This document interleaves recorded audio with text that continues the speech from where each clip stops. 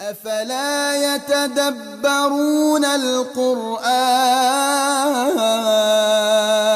أعوذ بالله من الشيطان الرجيم بسم الله الرحمن الرحيم وإذ قلتم يا موسى لن نصبر على طعام واحد فادع لنا ربك يخرج لنا مما تنبت الأرض من بقلها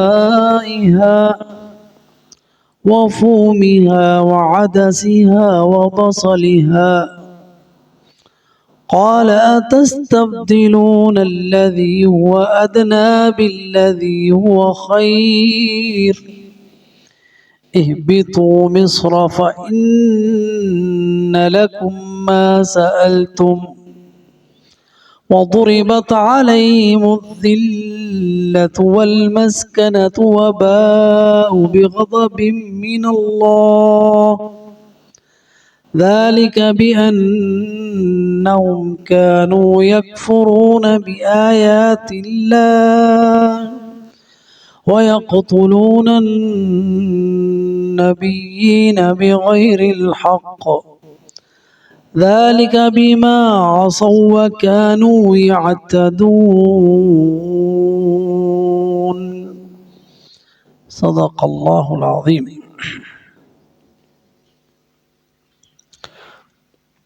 الفاظ کے معانی وَإِذْ اور جب قُلْتُمْ تم نے کہا یا موسیٰ اے موسیٰ لن نصبر نہیں صبر کریں گے ہم علی اوپر طعام واحد ایک ہی کھانے کے فادعو پس تم دعا کرو لنا ہمارے لیے ربک تم اپنے رب سے یخرج نکالے لنا ہمارے لیے مما اس میں سے جو تم بھی تو اگاتی ہے الارض زمین من بقلها اس کی سبزیوں میں سے ترکاریوں میں سے وقثائها اور اس کے ترکاریوں کے ساتھ دانوں میں سے وفومها اور لہسن میں سے وعدسها اور مسور میں سے وبصلها اور پیازوں میں سے قال کہا موسیٰ علیہ السلام نے اتستبدلون کیا تم بدلنا چاہتے ہو الذی جو کہ ہوا وہ ادنا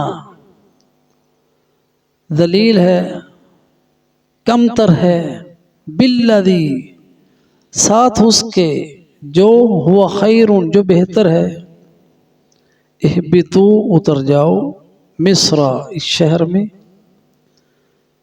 فإن لکم بے شک پس بے شک لکم تمہارے لیے ما سألتم جو تم نے مانگا ہے وضربت اور مسلط کر دی گئی علیہم ان پر الذلت ذلت والمسکنت اور مسکنت وباؤ بغضب من اللہ اور لے آئے وہ اللہ کا غضب ذالک بانہم یہ اس لیے کہ وہ کانو تھے یکفرون کفر کرتے بآیات اللہ اللہ کی آیتوں کے ساتھ وَيَقْتُلُونَ اور قتل کرتے النبیین نبیوں کو بغیر الحق نہ حق ہی ذالک یہ اس لیے بما عصوا جو انہوں نے نافرمانیاں کی وَكَانُوا يَعْتَدُونَ اور تھے وہ حد سے گزرنے والے۔ ان لفظوں کے معانی کے بعد اب اس آیہ کریمہ کی مختصر تفسیر ہم دیکھتے ہیں۔ اور یہ آیت اللہ سبحانہ و تعالی نے ان کے وَإِذْ قُلْتُمْ يَا مُوسَىٰ، اور جب تم نے کہا، انعامات ذکر کرنے کے بعد اب ان کی بات کو ذکر کیا جا رہا ہے۔ وَإِذْ قُلْتُمْ، اور وہ وقت یاد کرو جب تم نے کہا تو ان کی قوم نے تھا، لیکن مخاطب وہ ہیں جو حاضر ہیں، جو سامنے ہیں۔ نبی صلی اللہ علیہ وسلم مخاطب ان کو کر رہے ہیں جو یہود مدینے میں آباد ہیں، اور یہ جو باتیں کہی تھی وہ بنی اسرائیل کے ان لوگوں نے کہی تھی جو حضرت موسیٰ علیہ السلام کے ساتھ تھے۔ تو مخاطب انہی کو کیا گیا جیسے یہ باتیں انہی نے کی ہیں، کیونکہ ان کی قوم نے کی تھی۔ وَإِذْ قُلْتُمْ، اور جب تم نے کہا، اے موسیٰ لَن نُؤْمِنَ، ہم نہیں مان لائیں گے، لَن نَصْبِرَ، اب یہ اگلی آیت آ گئی، لَن نَصْبِرَ، ہم صبر نہیں کریں گے، کس بات پر؟ عَلَىٰ طَعَامٍ وَاحِدٍ، ایک ہی کھانے پر۔ اب ان کے اوپر تو من اور سلوہ اتر رہا تھا، لیکن دو چیزیں تھیں نا، من اور سلوہ، لیکن وہ کھا کے اکتا گئے، اور ان دونوں کو کہا کہ ایک ہی کھانا روز ہم کھا کے اب اکتا گئے ہیں، اب ہم اس پہ صبر نہیں کر سکتے۔ لن نصبر علی طعام واحد، ایک ہی کھانے پہ اب ہم صبر نہیں کریں گے۔ تو اس طرح اللہ سبحانہ و تعالی نے بنی اسرائیل کے اسلاف جو گزرے، ان کے جو ساتھی تھے، ان کے بہترین لوگ بنی اسرائیل کے حضرت موسیٰ علیہ السلام کے ساتھ ان کا یہ حال تھا کہ اللہ سبحانہ و تعالی ان کے اوپر انعام کر رہا ہے، اور وہ بے صبری کا مظاہرہ کر رہے ہیں، اور وہ جو چیز ان کو بیٹھے بٹھائی مل رہی ہے، من و سلوہ، جس کے لیے نہ ان کو کوئی کھیتی باڑی کرنی پڑتی ہے، نہ ان کو کوئی خرید و فروخت کرنی پڑتی ہے، نہ کوئی پیسے دینے پڑتے ہیں، بیٹھے بٹھائے ہیں اور من اور سلوہ مل رہا ہے، بہترین کھانا جس میں طاقت بھی ہے، لذت بھی ہے، صحت بھی ہے، مشقت بھی نہیں ہے۔ اور مطلوب کیا تھا ان سے؟ ان کو کیا چاہیے تھا؟ اللہ کا شکر ادا کرتے، بیٹھے بٹھائے مل رہے ہیں، عبادت کے لیے فارغ ہوتے، اللہ کا ذکر کرتے، نماز پڑھتے، فراغت مل رہی ہے، ان کو غنا مل رہی ہے، یہ چیزیں ان کو پیسے دے کے خریدنی نہیں پڑ رہی، اس کے لیے ان کو کوئی حال نہیں چلانا پڑ رہا، لیکن چیزیں وہ مانگ رہے ہیں جو اس سے ادنا ہیں، جو اس سے کم تر ہیں۔ اس لیے سمجھایا حضرت موسیٰ علیہ السلام نے، أَتَسْتَبْدِلُونَ بِالَّذِي هُوَ أَدْنَى بِالَّذِي هُوَ خَيْرٌ، تمہاری عقل تو ٹھکانے ہے، کیا مانگ رہے ہو؟ تبدیلی مانگ رہے ہو؟ ہاں، تبدیلی بھی کیسی؟ اچھی چیز کو چھوڑ کر وہ چیزیں مانگ رہے ہو، یہ تو تمہارے لیے خصوصی طور پر آسمان سے اتر رہی ہیں، اور وہ جو زمین میں عام اگ رہی ہیں، اللہ تعالیٰ نے کثرت سے پیدا کی ہیں، اور اس کے لیے تمہیں دعا کی ضرورت بھی نہیں ہے، بغیر مانگے کہ تمہیں اتنی ساری وہ مل رہی، تم وہ چیزیں مانگ رہے ہو ان کے بدلے میں۔ أَتَسْتَبْدِلُونَ بِالَّذِي هُوَ خَيْرٌ، تو یہ استبدال، بعض اوقات انسان اپنی حماقت سے اچھی چیز گوا کے اس کے بدلے میں بری چیز لے لیتا ہے، تو یہ حماقت تھی بنی اسرائیل کی جو انہوں نے کی۔ اور دوسری بات آگے دیکھیں کیا کہہ رہے ہیں، حضرت موسیٰ سے کہہ رہے ہیں فَادْعُوا لَنَا رَبَّكَ، بس تم دعا کرو، دعا ہمارے لیے کرو تم اپنے رب سے، جیسے کہ اللہ سبحانہ و تعالی موسیٰ کا تو رب ہے، موسیٰ کا رب ہے، ان کا نہیں ہے۔ دیکھیں رب سے لا تعلقی جب انسان بے توفیق ہوتا ہے تو کس طرح کی باتیں کرتا ہے۔ تو یہی ان لوگوں کا حال ہے کہ ساڑی سوندا نہیں تہاڈی موڑدا نہیں۔ ہاں جی، یہ ان لوگوں کا حال ہے نا۔ تمہارا بھی رب ہے، مانگو، تمہارا رب کہتا ہے مجھ سے مانگو۔ تو یہ حضرت موسیٰ سے کہہ رہے ہیں کہ تم دعا کرو، دعا ہمارے لیے کرو اور تم اپنے رب سے کرو، جیسے ہمارا اس سے تعلق کوئی نہیں۔ ربک فادع لنا ربک، اور دعا بھی کیا کرو، یخرج لنا، ہمارے لیے نکالے، یخرج، نکالے کون؟ تمہارا رب نکالے ہمارے لیے، لنا کیا نکالے؟ مما تنبت الارض، جو زمین اگاتی ہے۔ یہاں بھی ان کی بے ایمانی دیکھیں، زمین اگاتی ہے، زمین خود بخود اگاتی ہے۔ یہ نہیں کہا کہ جو اللہ کے حکم سے زمین اگاتی ہے، اگانے والا تو اللہ ہے، لیکن نسبت اس کی ان سبزیوں کی، ان پھلوں کی جن کا وہ مطالبہ کر رہے ہیں، زمین کی طرف کر رہے ہیں، جیسے وہ خود بخود اگا رہی ہے۔ یخرج لنا مما تنبت الارض، جو زمین اگاتی ہے، ہاں جی، جو معروف قسم کے طعام ہیں۔ تو یہاں پہ فادع لنا ربک کے اندر اب اس کے اندر ان کا تکبر بھی ہے، اللہ کے سامنے عاجزی نہیں کرنا چاہتے، اللہ کے سامنے گریہ زاری نہیں کرنا چاہتے، اللہ کے سامنے ہاتھ نہیں پھیلانا چاہتے۔ یہ بنی اسرائیل کا تکبر ہے۔ فادع لنا ربک، اسی طرح نہیں منگنی دعا تو ہی مانگتے رہو، اس میں استکبار ہے۔ اور دوسری بات یہ کہ انہوں نے جو کہا نا تم مانگو، تو حضرت موسیٰ علیہ السلام کے ساتھ ان کی بے ادبی اور گستاخی بھی ہے۔ بنی اسرائیل انبیاء کے گستاخ ہوئے، ان کے اوپر الزامات بھی لگائے، ان کے اوپر جسمانی تہمتیں، اخلاقی تہمتیں، ان کے اوپر قتل، ان کو جھوٹا کہنا، ساحر کہنا، مجنون کہنا، ان کو کہنا نامرد ہے، کسی کو کہنا زانی ہے۔ حضرت مریم کو کیا کہا؟ مریم یہ کدھر سے لے آئی ہو؟ یہ بنی اسرائیل نہیں کہا تھا نا، یا اخت ہارون ما کانت امک بغیہ، کدھر سے بچہ اٹھا کے لے ہو؟ تو یہ ان کے کرتوت یہ تھے کہ ہر ایک کے اوپر انہوں نے جھوٹے الزامات لگاتے تھے اور انبیاء کا مذاق اڑاتے تھے۔ یہ باتیں انہوں نے مذاق کے طور پر کی کہ جیسے عاجز ہیں، یہ ہو ہی نہیں سکتا۔ فادع لنا ربک، تو اس میں ایک یہ ان کا تکبر بھی ہے، جیسے وہ حضرت موسیٰ علیہ السلام سے مذاق کر رہے ہوں کہ رب موسیٰ کا تو ہے، ان کا نہیں ہے، والعیاذ باللہ۔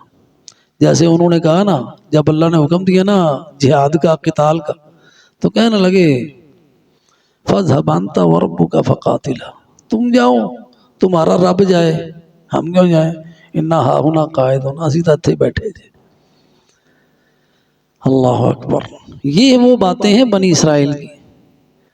اور نبی صلی اللہ علیہ وسلم کے صحابہ نے اسی بات کو کوڈ کیا کہ جب بدر میں جمع ہوئے اور نبی صلی اللہ علیہ وسلم نے صحابہ سے مشورہ مانگا، تو انہوں نے، صحابہ نے یہ کہا کہ ہم ایسے نہیں ہیں کہ جو موسیٰ کو کہنے والے تھے تم جاؤ تمہارا رب جائے، ہم ادھر بیٹھے ہیں۔ اگر تم یہ سامنے سمندر ہے، اگر آپ کہیں کہ ہم سمندر میں کود جائیں تو آپ کے حکم سے کود جائیں گے، ہمیں سے ایک شخص بھی پیچھے نہیں رہے گا۔ یہ فرق ہے امت محمدیہ میں، جس کو اللہ نے فضیلت دی الحمدللہ، اور اللہ کا شکر ہے کہ اللہ نے ہمیں امت محمدیہ کے فرد بنایا، اس پہ اللہ کا شکر ادا کرنا چاہیے۔ تو یہ ان کے حالات تھے، اور اللہ کے بارے میں ایسی سوچ تھی، کہنے لگے هل يستطيع ربك ان ينزل علينا مائدة من السماء، یہ سمجھتے تھے کہ اللہ عاجز ہے، تیرا رب ایسے کر سکتا ہے کہ آسمان سے کوئی دسترخوان اتار دے؟ ارے من سلوا تمہارے لیے اتر رہا ہے، پھر بھی دسترخوان کا مطالبہ کر رہے، اور کہہ رہے ہو کہ تمہارا رب ایسے کر سکتا ہے. یہ ان کی کفر تھا اللہ سبحانہ و تعالیٰ کے ساتھ، یہ ان کا فسق تھا. بما کانوا یفسقون، جو پچھلی آیت میں آیا یہ اس کی تفسیر ہی آ رہی ہے. مما تنبت الارض، من جو ہے نا یہ تبعید کا ہے. من حرف جر ہوتا ہے اور اس کے معنی ہیں، حروف جر کے معنی ہوتے ہیں، اور وہ معنی جو ہے وہ سیاق اس کا مقرر کرتا ہے. من ابتدا کے لیے ہوتا ہے، ابتدا الغایہ، جیسا کہ من المسجد الحرامی ابتدا ہے، الی المسجد الاقصی انتہا الغایہ ہے، وہاں تک. من ابتدا کے لیے، الی انتہا کے لیے. اور من تبعید کے لیے، یعنی بعض اس میں سے کچھ. مما، ما جو ہے یہ موصولہ ہے، یعنی من بعض الذی، یعنی اس میں سے بعض جو تنبت الارض زمین اگاتی ہے. مما تنبت الارض اگاتی کیا ہے؟ من بقلها وقثائها وفومها وعدسها وبصلها. اب یہ جو من ہے نا یہ بھی حرف جر ہے. پہلا مما تنبت الارض میں بھی من حرف جر تھا، وہ تھا تبعید، اس کے معنی تھا بعض، کچھ. اور یہ بھی من حرف جر ہے. اور یہ جو من حرف جر ہے نا یہ بیانیہ ہے، یہ اس کی بیان کرنے کے لیے جو پیچھے لفظ گزرا نا تم بیتو، مما تم بیتو، اس کا بیان ہے، یہ اس کی تفصیل ہے. یہ من جو ہے یہ بیانیہ ہے، تفصیلیہ ہے. من بقلہا، تو بقل جو ہیں وہ سبزیاں اور ترکاریاں ہیں جن کا تنا نہیں ہوتا، سمجھے؟ ساگ ہو گیا، بیلیں ہو گئیں جو بیلوں کے ساتھ سبزیاں لگنے والی ہیں، ساری ترکاریاں، ٹماٹر کریلے آپ دیکھ رہے ہیں سارے کے سارے بیلوں کے ساتھ لگتے ہیں، مضبوط تنا نہیں ہوتا ان کا. تو بقل وہ ساری سبزیاں ہیں. من بقلہا وقصائہا، قصاء یہ جو ہے نا یہ یوں سمجھیں کہ کھیرے ہیں، ترے ہیں، اور اس نوعیت کی جو چیزیں ہیں نا توریاں وغیرہ یہ اس میں آتے ہیں. وقصائہا یعنی ککڑیاں، کھیرے، اس فیملی کی ساری سبزیاں. وقصائہا. اس کے بعد ہے وفومہا، فوم جو ہے وہ تھوم کو کہتے ہیں، تھوم معروف ہے، لہسن بسا. اور فوم اس کا یعنی تلفظ ہے، ایک فا کے ساتھ بھی ہے اور سا کے ساتھ بھی ہے. وفومہا یعنی ثومہا، تھوم. سا کا تلفظ جو ہے نا وہ تھا ہے ہمارا TH و تھوم، اس لیے سا کی آواز نکالنے کے لیے جو ہماری مخرج تھا کا ہے نا وہ اگر ہم اس مخرج سے نکال لیں سا تو پھر ہم صحیح طور پر اس کو ادا کر سکتے ہیں. وَثُومِهَا وَعَدَسِهَا، عدس مسر کو کہتے ہیں، مسور کی دال. اور وَبَصَلِهَا، بصل جو ہے وہ پیاز ہیں. تو یہ وہ کھانے ہیں جو انہوں نے طلب کیے، اور یہ مصر جو شہر ہے اس میں یہ عام تھے. اور اللہ سبحانہ و تعالیٰ نے جو ان کے اوپر من اور سلوہ اتارا، کہہ رہے اب ہمیں نہیں چاہیے، اب اس سے جی اکتا آ گیا، اب ہمیں یہ گنڈے ٹماٹر چاہیے، پیاز چاہیے، لہسن چاہیے. تو سمجھایا حضرت موسیٰ علیہ السلام نے، قال اتستبدلون الذی هو ادنی، قال کہا، حمزہ ہے استفہام کے لیے، اتستبدلون. اور یہ حمزہ جو ہے نا استفہامیہ، یہ پوچھنے کے لیے نہیں ہے کیا تم تبدیلی چاہتے ہو، یہ نہیں، بلکہ ڈانٹ کے لیے. تھوڑی عقل تک ٹھکانے ہیں، اتنے اچھے کھانے چھوڑ کے اتستبدلون، اس میں ڈانٹ ہے، توبیخ ہے، زجر ہے. ان کو حضرت موسیٰ علیہ السلام تنبیہ کر رہے ہیں، اس میں تعجب بھی ہے، کیا ہو گیا تمہاری عقلوں کو؟ اتستبدلون، یا تم چینج کرنا چاہتے ہو؟ جی الذی ہوا ادنا، یعنی ایسی چیز کی جگہ پہ ایسی چیز مانگ رہے ہو جو کم تر ہے، ادنا یعنی کم تر ہے، اور اس چیز کے ساتھ بالذی ہوا خیر، جو اچھی ہے۔ مان سلوا کتنا اچھا ہے، بیٹھے بٹھائے مل رہے ہیں، مشقت بھی نہیں کرنی پڑ رہی، کھیتی باڑی بھی نہیں کرنی، پیسے بھی نہیں دینے پڑ رہے، پھر بھی تم ایسے احمق ہو کہ تم اس قیمتی چیز کو چھوڑ کر یہ نکمی سی چیزیں جو ہیں یہ مانگ رہے ہو۔ اتستبدلون بالذی، اتستبدلون الذی هو ادنا بالذی هو خیر۔ تو وہ خیر اس لیے تھا، مانو مسلمان، نہ صرف یہ کہ لذت میں اعلیٰ تھا جی، بلکہ وہ اللہ تعالیٰ کا انعام تھا، اور اللہ سبحانہ و تعالیٰ نے وہ انعام کے طور پر ان کو دیا ہوا تھا، اور اس میں ان کی مشقت بھی نہیں تھی، اور ان میں صحت بھی تھی، اور ان کے لیے فرصت بھی تھی کہ جب آپ کو مل رہا ہے پکا پکایا، کیا ضرورت ہے ہل چلانے کی اور محنت کرنے کی؟ تو جو وقت آپ کو ملا ہے اس کو آپ اللہ سبحانہ و تعالیٰ کی عبادت میں گزاریں۔ تو یہ رمضان کے جو روزے ہیں نا، اس میں ایک یہ حکمت بھی ہے تاکہ ہم کھانے پینے سے بے نیاز ہو کے اللہ کی عبادت میں لگے رہیں، کیونکہ جو کھانا پینا ہے یہ انسان کو مشغول کرتا ہے۔ کتنا وقت ہے جو ہم کھانے پینے میں صرف کر دیتے ہیں، ذرا دیکھیں نا، ابھی ناشتہ کرنا ہے تو ہمارا 1 گھنٹہ تو کہیں نہیں گیا نا، اس کے بعد زور آ گئی تو اس میں تو جو خواتین کھانا پکاتی ہیں ان کا کتنا کتنا ٹائم صرف ہوتا ہے۔ تو اس صرف یہ ٹائم ہمارا بڑا قیمتی ہے، یہ زندگی بڑی قیمتی ہے، اس کی قیمت کوئی بھی نعمت ہونا اس کی جب پاس ہو انسان کو تو اس کی قدر نہیں ہوتی۔ ہم اپنی جوانی کھیل کود میں گزار دیتے ہیں، قدر ہی نہیں ہے۔ ہم اپنی صحت کے ہوتے ہیں معاملات، تو کوئی تاش پہ بیٹھا ہوا ہے پتہ ہی نہیں وقت کے، کوئی ٹیلی ویژن پہ بیٹھا ہوا ہے، کوئی فضول قسم کی گیمیں کھیل رہا ہے۔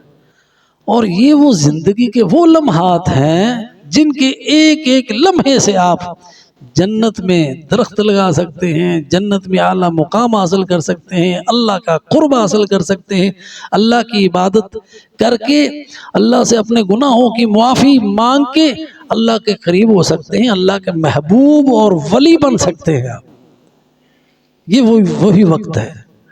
تو اس کے بدلے میں انسان کیا کرتا ہے؟ وقت کو ضائع کرتے اور فضول کاموں میں لگ کے اللہ کا جو ہے وہ غضب جو ہے اس کا مستحق ہو جاتا ہے، اور یہ ساری زندگی فضول کاموں میں، کیا گناہوں کے کاموں میں، اس سے بھی آگے شیطانی کاموں میں صرف کرتا ہے۔ تو پھر جب یہ وقت گزر جاتا ہے، فرشتہ موت کا آ جاتا ہے، اس وقت کہتا ہے اللہ مہلت دے دے، ایک لمحہ ہی دے دے، کیا کرنا ہے؟ لعلی اعمل صالحا فیما ترکت، تاکہ وہ زندگی جو گزر گئی نا اس میں تو میں نیکی کر نہیں سکا، اب تھوڑا سا ایک سانس ہی مل جائے میں تیرا نام لے لوں، ایک لمحہ بھی نہیں ملے گا۔ جب گھڑی آ گئی، ایک لمحہ نہ پہلے نہ بعد میں، وہاں پہ مہلت نہیں ملے گی۔ اب مہلت ہے نا، اب فائدہ اٹھاؤ نا، اب تمہارے پاس وقت ہے، اللہ کا نام لو، اللہ کا ذکر کرو۔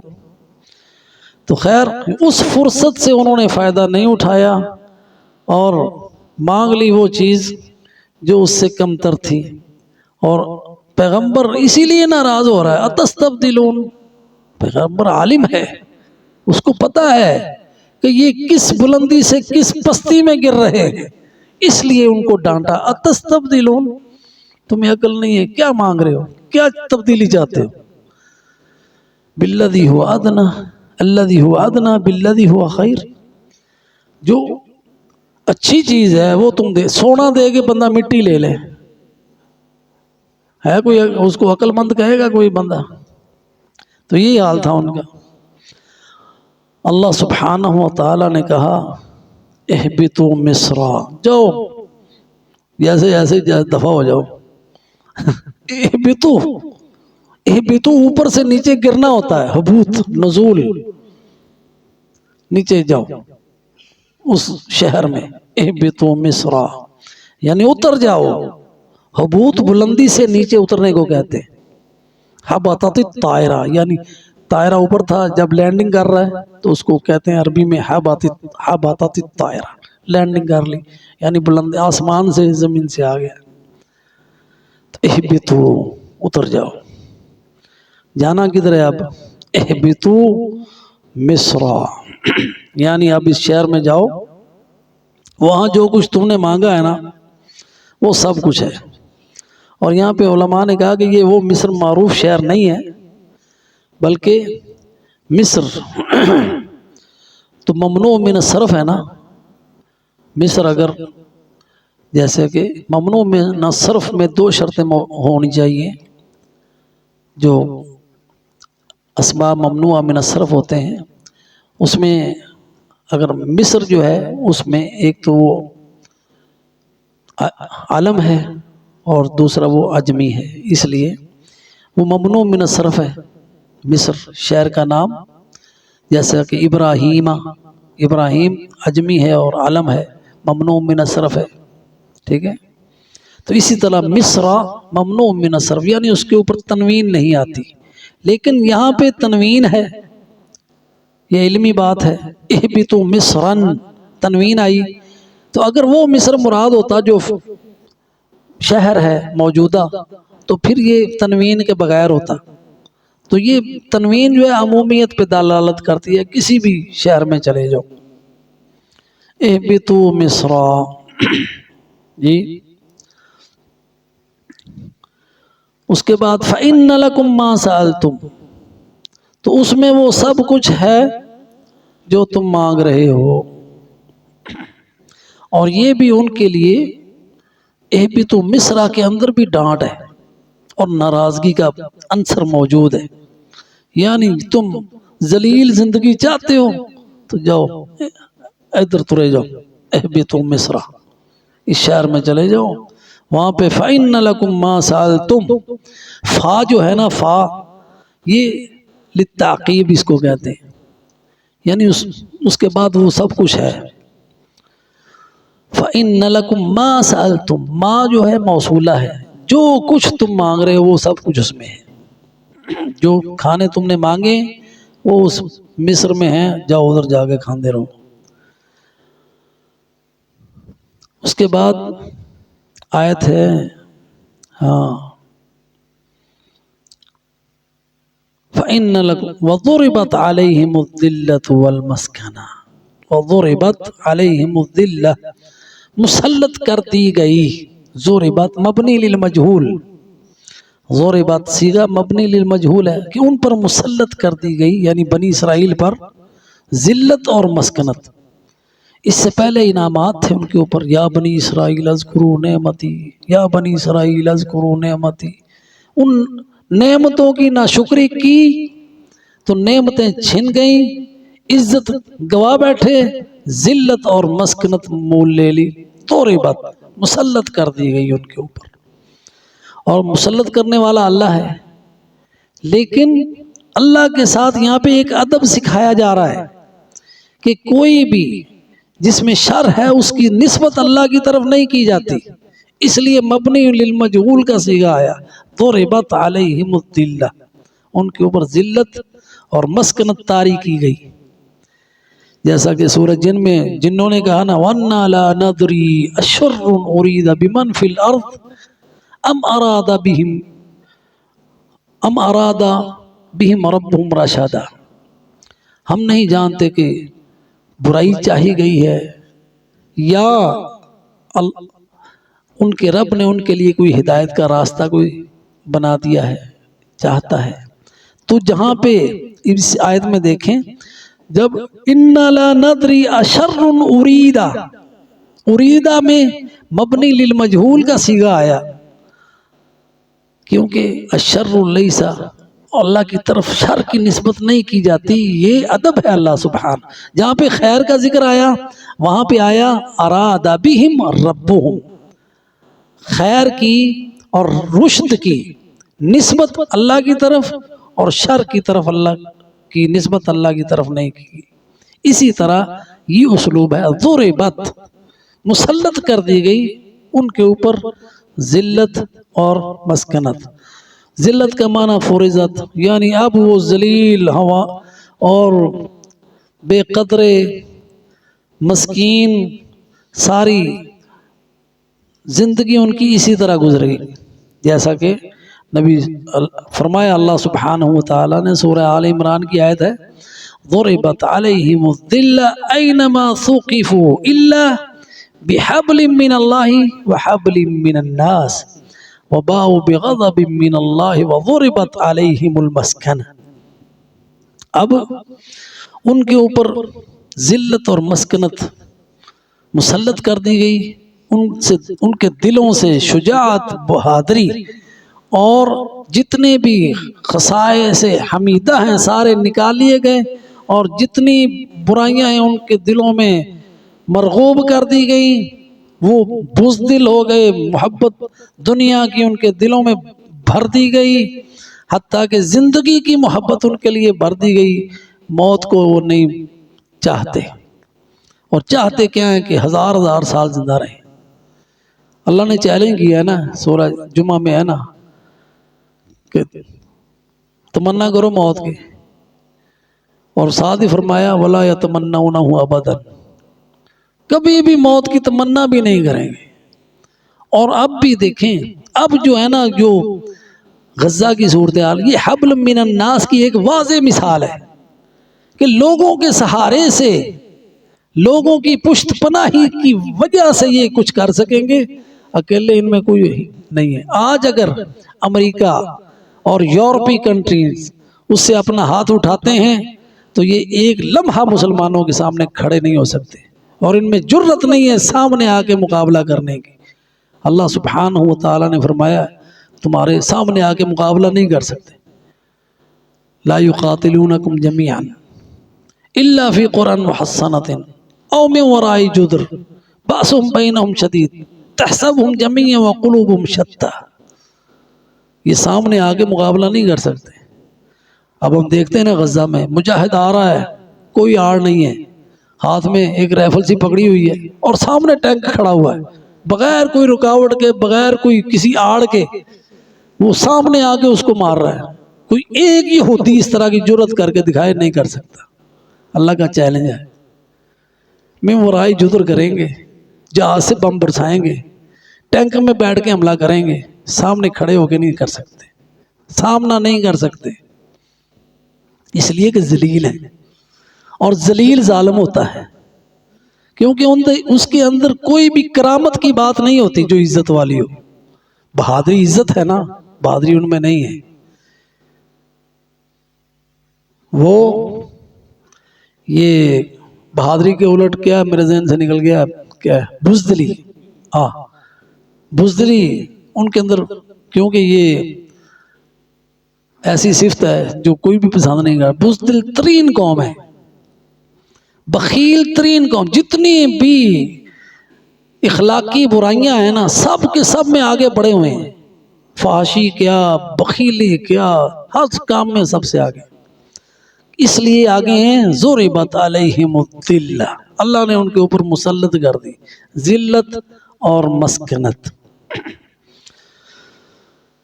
جی اللہ سبحانہ و تعالی فرماتے ہیں نہیں کہ وہ جیسا کہ قاتل الذین لا یؤمنون باللہ ولا بالیوم الآخر ولا يحرمون ما حرم اللہ ورسولہ ولا يدینون دین الحق من الذین اوتوا الکتاب حتی یؤتوا الجزیۃ عن ید وهم صاغرون، سورہ توبہ کی آیت ہے۔ تو یہ اللہ سبحانہ و تعالیٰ نے ان کے اوپر مسکنت، سورہ آل عمران میں بھی اس کا ذکر آتا ہے کہ اللہ سبحانہ و تعالیٰ نے ان کے اوپر مسکنت طاری کر دی۔ وہ مسکنت کیا ہے؟ فقر ہے، کہ اتنا پیسہ ہونے کے باوجود بخیلی۔ مسکنت کیا ہے؟ سب سے دنیا میں سب سے امیر ترین قوم ہے، پھر بھی مال جمع کرنے کی ہرس ان کو لگی ہوئی ہے کہ سارے کا سارا آرام بھولے ہوئے، پیسہ ہے پھر بھی اکٹھا کری جائیں، یہ ان کی مسکنت ہے، اور کبھی بھی ان کو توفیق نہیں ہوتی کہ وہ خیر کے کام میں ایک پیسہ بھی خرچ کریں۔ مر جائیں گے پیسے پر، پیسہ اللہ کی راہ میں کیا، غریبوں کے لیے کیا، ہاں جی، خیر کے کاموں میں کبھی بھی خرچ نہیں کریں گے۔ اور یہ اس لیے کہ انہوں نے اللہ کو کہا، کہ اللہ کے ہاتھ بندھے ہوئے ہیں، اللہ نے فرمایا غلت ایدیہم، ہاتھ ان کے بندھے ہیں، اس لیے خرچ نہیں کر سکتے۔ کوئی بھی مر جائیں گے لیکن پیسہ تیلا نہیں خرچ کریں گے، یہ ان کی عادت ہے، اس لیے غلت ایدیہم ضربت علیہم الذلۃ والمسکنہ وباؤوا بغضب من اللہ، اور وہ کیا لے آئے؟ اللہ کا غضب۔ یعنی باؤ کا معنی ہوتا ہے رجعوا، لوٹے، تو لوٹنا جو ہے یہ باؤ کے اندر ایسا رجوع ہے جو گھاٹے کا سودا ہو۔ وباؤوا بغضب من اللہ، کیا لوٹے لے کر؟ اللہ کا غضب۔ ذالک بانہم، یہ کس لیے؟ یہ اس لیے کہ کانوا یکفرون بآیات اللہ، یہ اس کی سبب ہے کہ وہ اللہ کی آیتوں کا انکار کرتے تھے۔ وَيَقْتُلُونَ الْأَنْبِيَاءَ، نبیین اور اللہ سبحانہ وتعالیٰ کے انبیاء کو قتل کرتے تھے بغیر الحق، نہ حق ہی۔ تو یہ سارے کے سارے وہ اعمال ہیں جو ان کی اس ذلت اور مسکنت کا باعث بنے۔ حضرت زکریا کو انہوں نے قتل کیا، حضرت یحییٰ کو انہوں نے قتل کیا۔ ذالک بما عصوا وکانوا یعتدون، تو یہ ان کے سارے جرائم کی طرف اشارہ ہے۔ ذالک بما عصوا، جو انہوں نے نافرمانیاں کی، وکانوا یعتدون، اور وہ اعتداء کرنے والے تھے۔ اعتداء یعنی زیادتی کرنے والے تھے۔ وآخر دعوانا ان الحمد للہ رب العالمین۔